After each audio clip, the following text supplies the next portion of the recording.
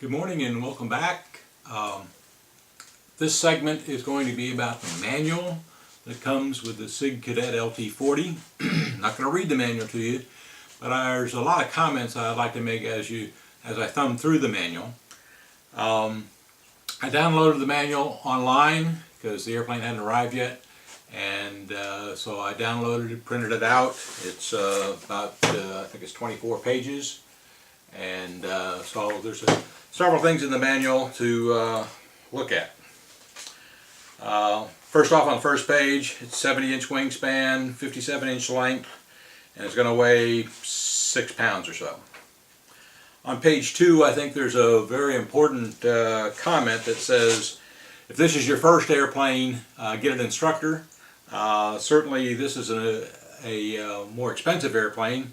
There's going to be, more than $500 probably in this airplane when all is said and done, and that's a lot of money. You don't want to risk that just trying to fly it yourself. And also, obviously, on this first page it reminds you to be a member of the AMA. The radio system, I use Spectrum radios, have for a long time, and already have a very nice radio with it, but I will need to buy some servos. They need to be standard size servos. I've got a couple of examples here. This is a JR DS281 digital sport servo. Good standard digital servo. Does have plastic gears instead of metal gears, but the size is important. A standard size servo, the height is about 1.5 inches, the length is about 1.5 inches, and the width is about 3/4 of an inch. 0.75 inches. So that's a standard size servo. Don't get a mini servo because it may not fit. Mini servos, the width is, let's see, the width is only 0.57, the length is 0.13, or the height is 0.13 and the length is 0.11, and it probably just won't fit. So don't get a mini size servo. This is another good servo. It's a Spectrum A6180 standard digital servo with metal gears, and its dimensions are correct. 1.53, 0.74 instead of 0.75, that'll be okay, and 1.37. So the dimensions are important. In addition to Spectrum and JR servos, I like high-tech servos, and sometimes I'll buy high-techs if I can't find the Spectrums are in stock or something. The power system for the airplane, I'm going to use a OS 46 AX 2, I think it's called. The 46 size is all that you need. I don't like to overpower aircraft, especially a trainer like this. So they recommend a 40 to 46 engine, 2-stroke, and so on my airplanes back here I have all types. I've got 2 Evolution engines, one OS, it's a 55, and a Thunder Tiger. So I like lots of engines. They all seem to work pretty well. I would recommend any of those 3 engines at this point. Excuse me for some of my tea. Okay, so I am going to use blow power. It's nice that the manual provides you the size prop that's important. So it says a 10/6 or 11/6 prop. I've got both. They're APC props, meaning they're plastic. I may try a wooden prop on this one just to see if it makes any difference, so we'll see about that. The rest of page 3 is about electric recommendations, so we won't be doing electric. Page 4 and 5 are the parts that come with it, and so I don't need to worry about that. Page 6 is about the covering, and then I'll have a whole video about the covering.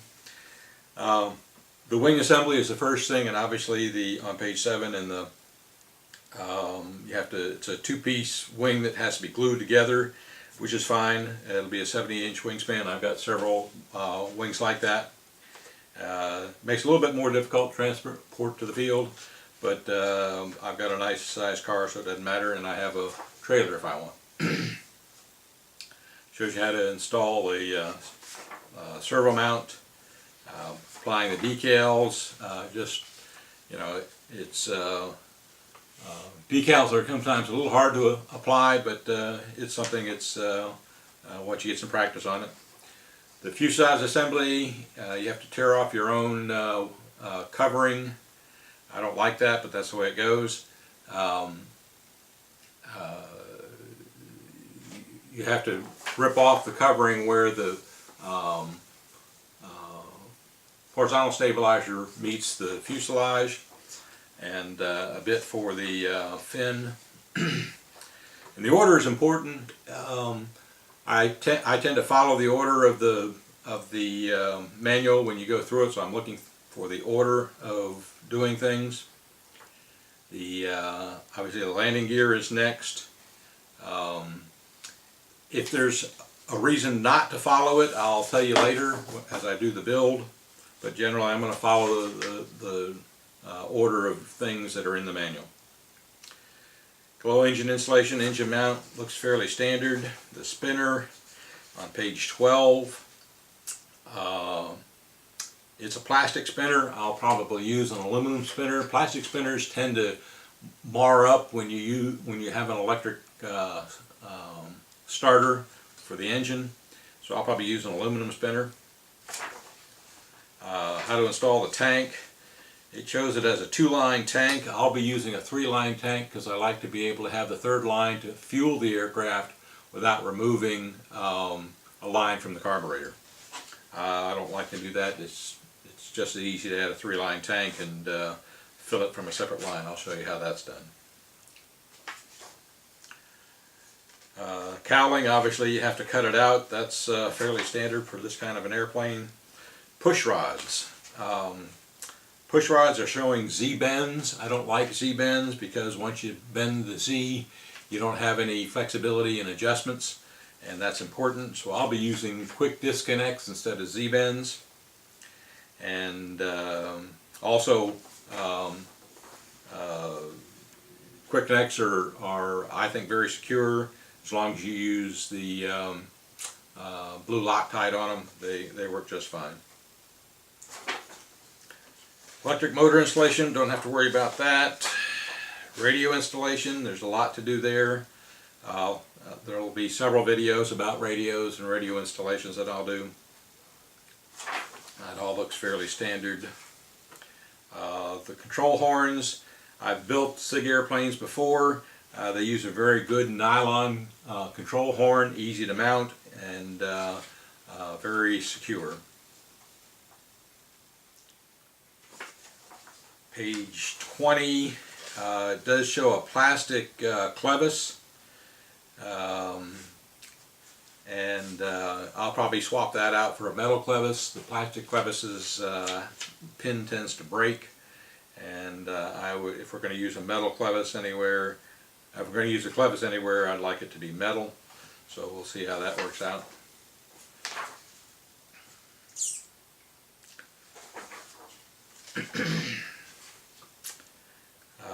Aileron push rod, single servo on the aileron, and metal push rods with looks like Z bends on them. I may change that out. I'll probably change that out for a quick connect. Receiver.